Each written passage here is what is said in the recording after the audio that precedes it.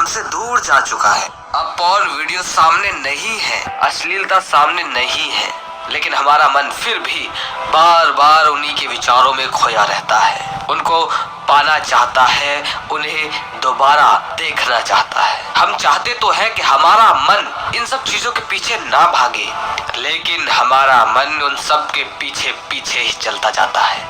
और इसके बाद हम कोई भी काम करते हैं तो वही ख्याल, वही क्रियाएं बार बार हमारी आंखों के सामने आ जाता है, जिससे हम अपने कामों में पूरा ध्यान नहीं लगा पाते।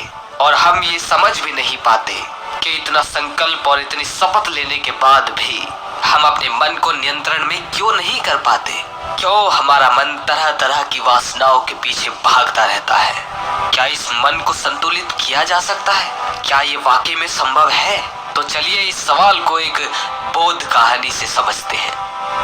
एक समय की बात है, एक गुरु का एक शिष्य था और उसकी उम्र 16 साल की थी। वो शिष्य रोज भिक्षा मांगने जाता था।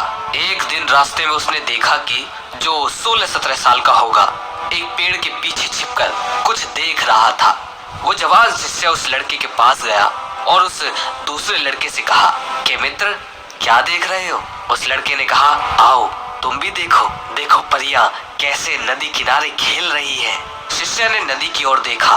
वहां पर कुछ लड़कियां नदी किनारे कपड़े धो रही थी। शिष्य ने कहा कि मित्र, लड़कियां कपड़े धो रही है तो इसमें छुपकर देखने जैसा क्या है? लड़के ने कहा, अरे तुम अंधे हो गए हो क्या? तुम्हें दिख नहीं रहा?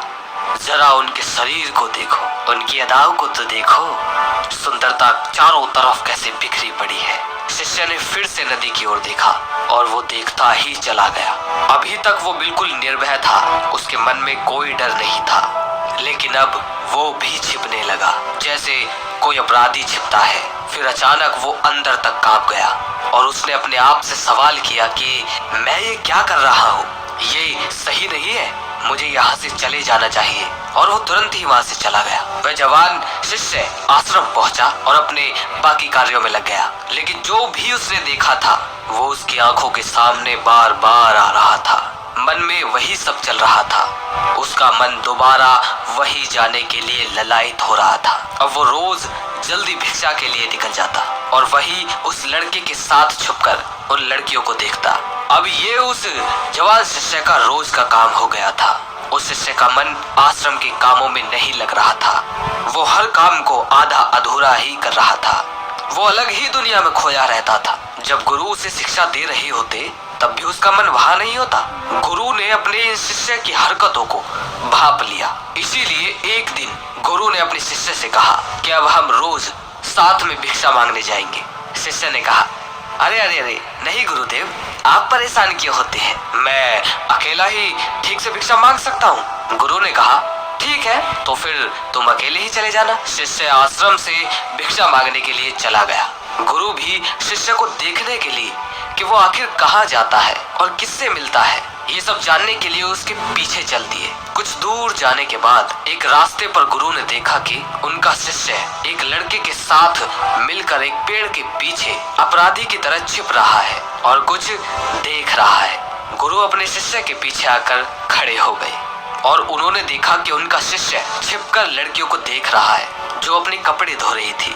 गुरु ने कहा, क्या इन लड़कियों से भी भिक्षा लेनी है तुम्हें? अपने गुरु की आवाज सुनते ही वो शिष्य पूरी तरह से घबरा गया, जैसे किसी चोर को किसी ने रंगे हाथों पकड़ लिया हो। उसकी हालत खराब हो गई।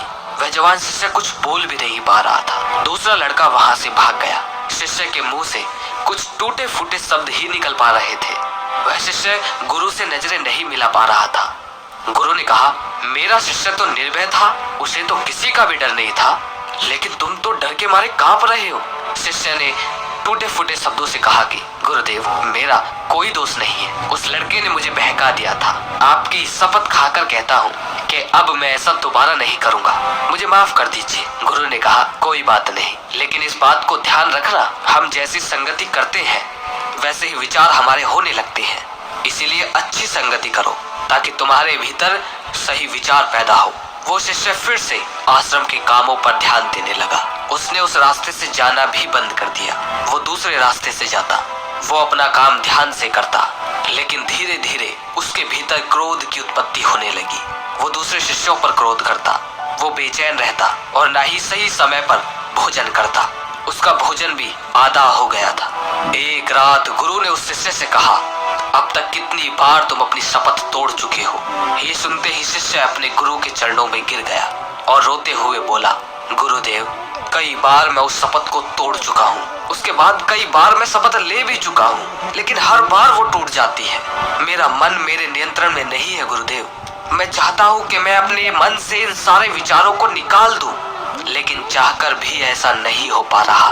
गुरु ने शिष्य को ऊपर उठाया और आश्रम के बगीचे की ओर ले गए और कहा, देखो, यहाँ पर कुछ नालियां बनी हुई है जिससे नदी का पानी इन पौधों तक आ रहा है और ये पानी निरंतर एक बहाव से आ रहा है। क्या तुम इस बहाव को रोक सकते हो? शिष्य ने कहा, हाँ, क्यों नहीं। शिष्य ने कुछ रेत उठाकर उस नाली में डाल दिया। वो पानी थोड़ी देर के लिए रुका, लेकिन फिर से उस रेत के ऊपर से होकर निकल गया। गुरु ने कहा, अरे, ये पानी तो रुका ही नहीं। इसके बाद शिष्य ने कुछ कंकड़ पत्थर उठाकर और उस नाली में डाल दिए। पानी कुछ और थोड़ी देर के लिए रुक गया, लेकिन फिर से उन कंकड़ पत्थरों के ऊपर से होकर निकल गया। गुरु ने कहा, शिष्य, ये क्या? ये तो अभी भी नहीं रुका। तुम एक बात बताओ, अगर मैं शपथ लूं कि मैं इस पानी को रोक दूंगा, तो क्या मैं इस पानी को रोक नहीं सकता? शिष्य ने कहा, कोई बात नहीं गुरुदेव, मैं आपकी शपथ अभी पूरी कर देता हूँ। इस पानी को तो मैं रोक ही सकता हूँ। वो शिष्य एक बड़ा सा पत्थर लेकर आया और उस नाली पर डाल दिया। पानी रुक गया। शिष्य ने कहा, देखा गुरुदेव, पानी रुक गया, आपकी शपथ पूरी हो गई। गुरु थोड़ा सा मुस्कुराए और कहा, ध्यान से देखो, पानी रुका है, लेकिन वो पानी पीछे की नाली तोड़कर बाहर आ गया है और अगल बगल से बह रहा है और इस पत्थर से आगे भी आ गया है और अपना रास्ता बदलकर फिर से आगे की ओर बह जाएगा। और थोड़ी देर में बिल्कुल ऐसा ही हुआ। गुरु ने कहा, तुम्हारे साथ भी ठीक ऐसा ही हो रहा है। तुम बार बार शपथ ले रहे हो और हर बार तुम्हारी शपथ बड़ी होती जा रही है और हर बार तुम्हारी शपथ टूट जाती है और ये हमेशा ही टूटती रहेगी। कितना भी बड़ा पत्थर रख लो, पानी तो अपना रास्ता बना ही लेगा। ये देखकर शिष्य निराश हो गया और गुरु से कहा, हे गुरुदेव, क्या कोई रास्ता नहीं है कि मैं अपनी शपथ पूरी कर सकूं और मैं सही रास्ते पर चल सकूं? बुरे विचार मेरे मन में ना आए। गुरु शिष्य को एक नदी के पास ले गए जहाँ से उन छोटी छोटी नालियों में पानी आ रहा था। गुरु ने कहा, ये पानी इस नदी से आ रहा है और अगर हम यही इस रास्ते को बंद कर दें जिससे ये पानी बगीचे में जा रहा है, तब क्या हमारी शपथ पूरी हो सकती है? शिष्य ने कहा, अवश्य, ऐसा हो सकता है। मैं इस पानी को यहीं से बंद कर देता हूँ, तब आगे पानी जाएगा ही नहीं और आपकी शपथ भी पूरी हो जाएगी। शिष्य ने नदी से निकलने वाले रास्ते को भरपूर मेहनत करके पत्थरों को डाल डालकर पूरी तरह से बंद कर दिया और कहा, लो गुरुदेव, हो गया, अब आगे पानी नहीं जाएगा। गुरु ने कहा, अगर पानी आगे नहीं जाएगा तो उन पेड़ पौधों का क्या होगा जो बगीचे में लगे हैं? उन्हें तो पानी चाहिए और उनमें से तो कई ऐसे हैं जिन्हें रोज पानी चाहिए। वो तो मुरझाकर मर ही जाएंगे। उनका क्या होगा? पानी तो खोलना ही होगा।